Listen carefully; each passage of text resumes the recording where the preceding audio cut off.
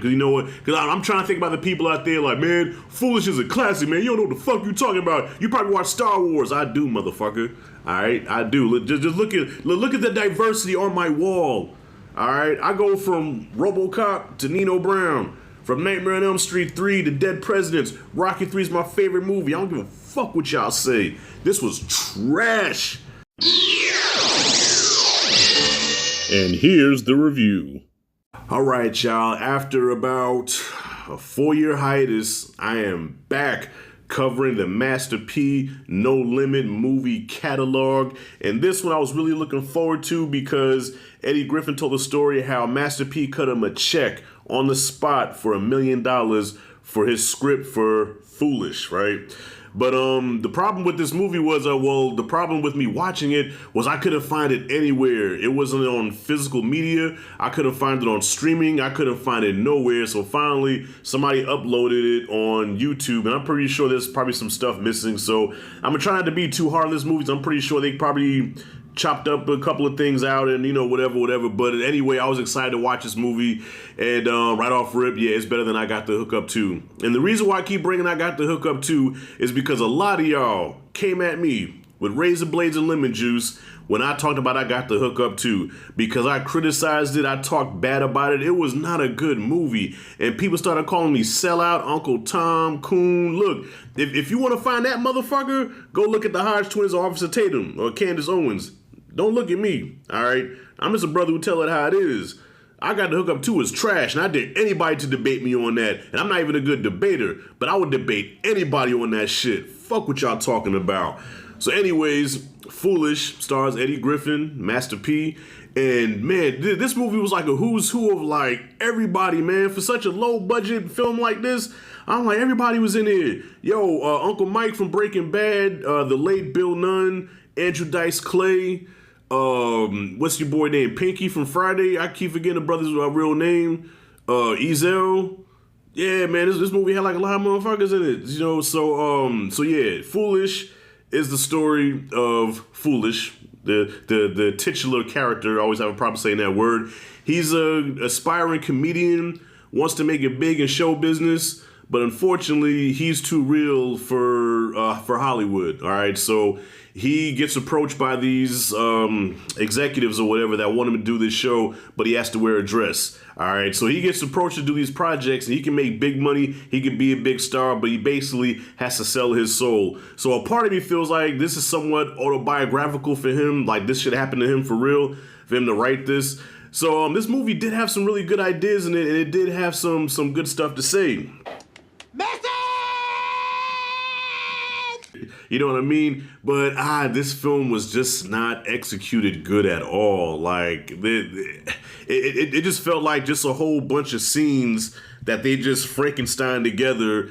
And in between those scenes, they have Eddie Griffin on stage doing a stand-up routine. So this whole movie is based off of his stand-up, which kind of puts me in the mind of JoJo Dancer. But JoJo Dancer with Richard Pryor had more of a coherent story because it felt like, I don't know, it just felt like the story kind of just flowed well. This story here, it had no flow at all. It was him doing a stand-up routine. Then it's him and Master P talking about, making it big and, whatever. And then it goes to him having a fight with his girlfriend out of nowhere where he's busting the windows out of his own car and shit.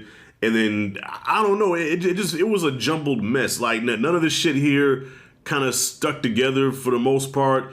And I get what they were trying to do, but this is like an hour and a half. It felt like almost 3 hours long because it just was like, wait a minute, so what happened to this character? Wait, so what happened with this situation? Like they set up shit that doesn't go anywhere. You know what I mean? And even the whole thing with the grandmother where Marla Gibbs is in there too. Marla Gibbs plays the grandmother, right? She plays the grandmother to Master P and Eddie Griffin, right? The Foolish character.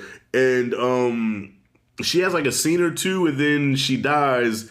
And then there's like this whole sad funeral thing. And then Master P and Eddie Griffin had this argument at the graveside where he's like, man, I love my grandma, man, and it's like, yeah, but you ain't got no scenes with her. Unless that was one of the things that the uploader cut out, because I'm like, I never saw a scene with her and Master P together, but he's, feels the type of way by his grandmother dying. I don't know. So, yeah, this movie was just kind of just all over the place, but I get it. It's really focused on Eddie Griffin and showing his talents as a comedian. And I think this is supposed to be like his breakout film or whatever. And the ending kind of put me in the mind of Purple Rain, because the last like 20 minutes of the movie, remember how Purple Rain, it was just like one big musical number at the end. And that's what they did here, where they just took the last 20 minutes and it was just Eddie Griffin on stage doing his routine. And then they would cut to people in the crowd laughing, and it looked like a lot of time they were fake laughing, right? So he would do a joke, right? And then you see somebody go, no,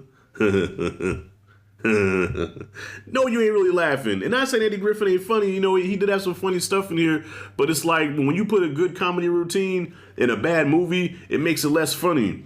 You know what I mean? And then there was this thing that he had where he was so-called talking to the comedic ghosts of the past, but they're in a stall, right? So you see their feet, and by their voice you can tell who it is. So you see this motherfucker with red shoes and red pants at the stall, and he sounds like Red Fox. You know, be careful, quick, you're fucking with a heavyweight. I'm like, is that Red Fox? And then it goes from Red Fox to Robin Harris, who sounds like Bernie Mac. It might have been Bernie Mac, because I know they used to compare the two. They said Bernie Mac sounded like Robin Harris. And then Sammy Davis Jr., boing, boing, boing.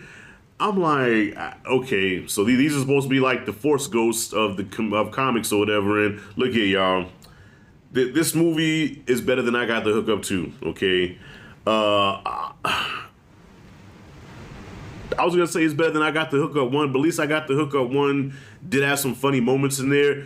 I didn't know what this movie was. I don't know if this movie was trying to be serious or if it was trying to be a comedy or a dramedy, but either way, like the tone was just all off.